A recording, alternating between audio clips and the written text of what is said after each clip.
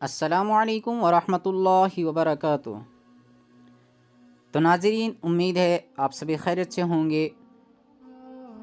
آج کی اس ویڈیو میں ہم بات کرنے جا رہے ہیں دعا کے آداب کے بارے میں۔ دعا کے آداب کیا ہیں اور کتنے ہیں؟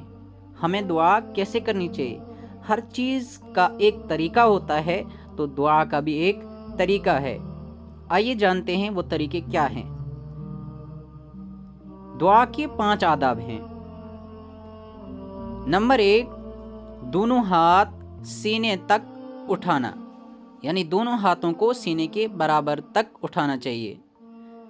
نمبر 2، دونوں ہاتھوں کے درمیان قدرے فاصلہ رکھا جائے، یعنی دونوں ہاتھوں کے درمیان میں تھوڑا سا فاصلہ رکھنا چاہیے۔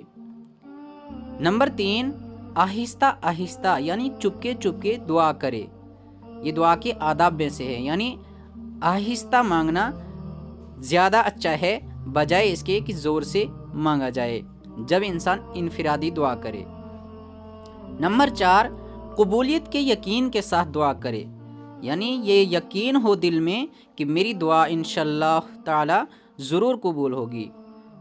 نمبر 5، دعا سے پہلے اور بعد میں حمد و ثنا اور درود شریف پڑھے۔